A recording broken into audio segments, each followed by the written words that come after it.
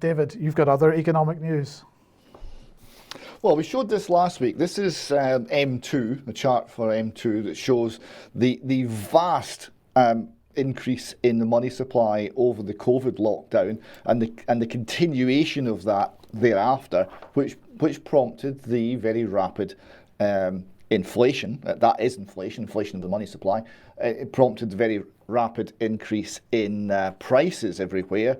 And we were highlighting the fact that the Fed's intervention had actually managed to make that tick down very slightly, and they were actually managing to slightly contract the money supply, and we're talking about the likelihood of things breaking. This prompted a viewer to provide some more information via Alex Thompson's Telegram channel. And a very interesting chart here, again from the St. Louis Fed, from the Fed's website. And it shows two lines here. Now, the red line is essentially all commercial bank deposits. So this is the historical inflation by the commercial banks via the creation of money as against debt instruments. So they're creating money to lend out, and that's secured against debt instruments, and it was a long-term, actually surprisingly steady inflation in the money supply.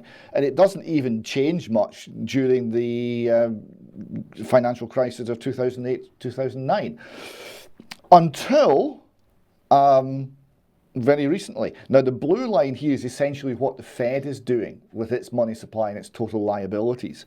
All right, so these two things are operating separately until something very interesting happens in the repo crisis in 2019. So this is before COVID. The two went into lockstep. So it now seems that it's no longer the commercial banks inflating the money via debt that's actually driving the money supply. It's all now the central banks. Something has broken in the economy. The thing that was broken was a bit broken itself. I mean, there's fractional reserve banking, we've talked a lot about the problems, but the point this chart makes is from 2019 onwards, even that broken system has failed to operate, and we're now operating an even more broken system where a few people in a few rooms in a few capital cities are deciding exactly what happens to the money supply, and it's on their wisdom that the entire world economy depends. And of course, David, this will go badly. David, is that something broken, or is that normalization in preparation for central bank digital currency and control? Well, just a question. I actually don't have a quick answer to that. I think it's something new, and I think it's something that does warrant us to explore and discuss it at length now and in the coming months. I don't want to give you a glib answer to that because it's too likely to be wrong. I would simply say this is new. It's never happened before, and the implications of it will be profound, I suspect. And it's things that no one has yet really addressed because it's never happened in the history of humanity until 2019 repo crisis. Yeah, okay. And what's going on with interest rates for the Bank of England then?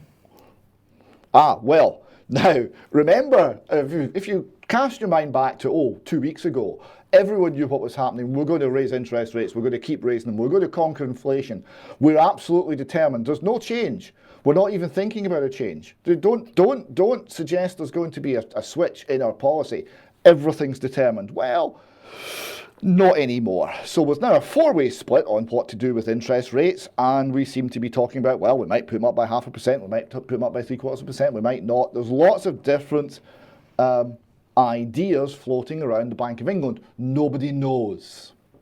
Now, one of the reasons nobody knows is what they've done is they've put interest rates up from zero, and it was the zero interest rates, the free money was supporting asset price bubbles all over the economy, dislocations all over the economy, and it was inflating asset prices to the moon.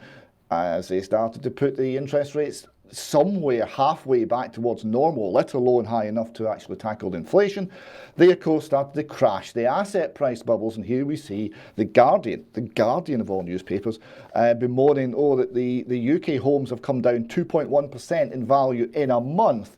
2.1% of an average price of £360,000. It's quite a lot of money. So people might work out how much they've lost in the last month and consider whether they should be buying any houses in the near future. And we've got here Mortgage Solutions talking about the same thing. Now, the bank rate is to fall. Now, we're raising bank rates. I want you to remember, we're raising bank rates because we're going to conquer inflation, because that's our goal, okay? We're not having any turning.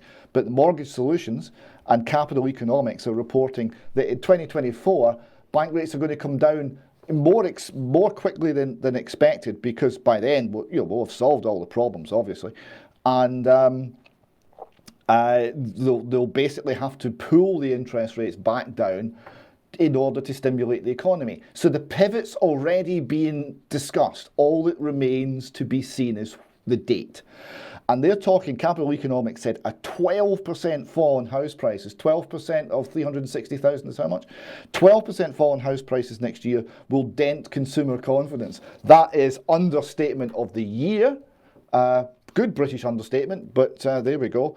And just to give you a small smile, I hope, at the end of this economics section, which doesn't have many smiles in it, we have here a father reading to his son, and he's reading from a book entitled The National Debt and What You Owe for Babies.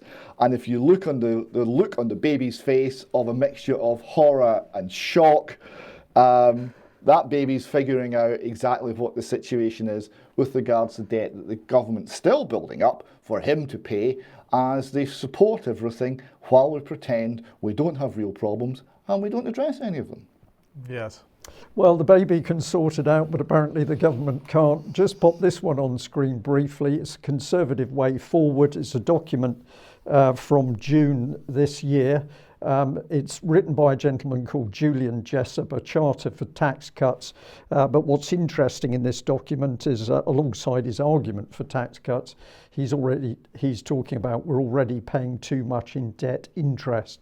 So we can say that at least part of the problem is that at the moment nobody seems to know who is actually controlling the money supply system.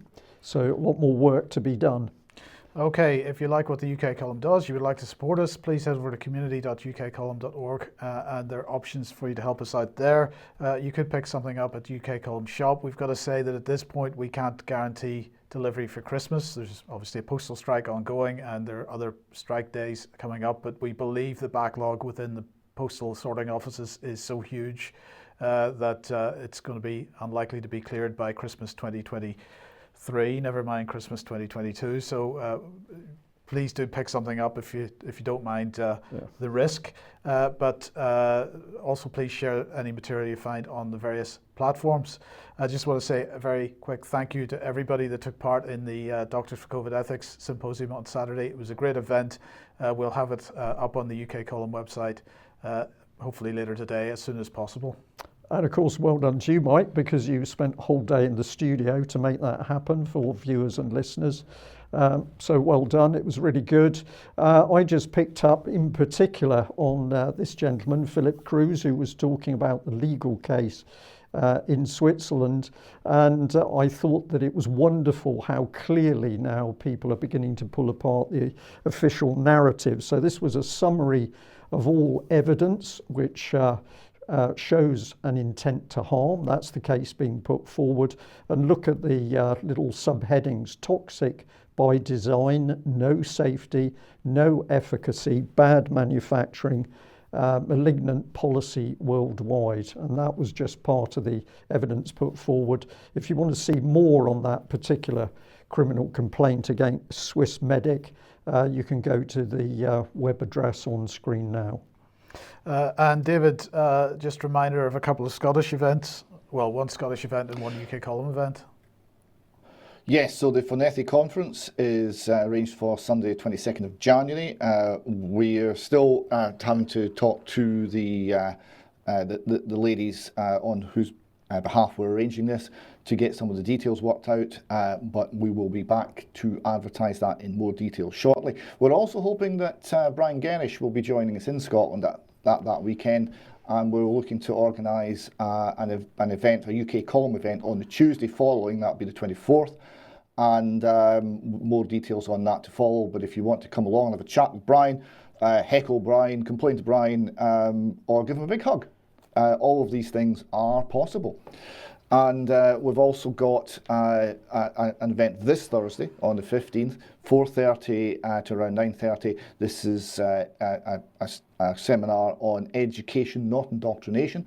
We have 7 excellent speakers. More details on that we'll put out later today, and including joining instructions. Mike, if you can maybe give us a little outlines how people will join that event, how they'll view it. Just as far as the UK Column website is concerned, ukcolumn.org/live, and for the members, community.ukcolumn.org/live, and you'll be able to watch it there, and then we'll have the archive of it up as soon as possible afterwards. And I'll just Lovely. add, Thank you very much. I'll just add, David, if you'd like me north of the border, you better get the thermostat turned up before I come over the. Before I come over. It's called woolly knickers, Brian, and they will be provided. Okay. Right, okay. We'll see about that. Now, on Friday's Extra, Vanessa covered the issue of sanctions in Syria and really was appealing for everybody to get involved in helping to lift those. This is on the front page of the UK column at the moment, the excerpt from Friday's Extra. We want that shared as far and wide as possible, please, and encourage everybody to get involved. It is just incredible how serious things are for people in Syria at the moment, while everybody's talking about Ukraine and forgetting that sanctions have been on that country for 11 years now. They're not being lifted, and at the moment the average Syrian has electricity for 1 hour per day, and the cost of heating is at least double the average salary, so it's basically unaffordable. Yeah.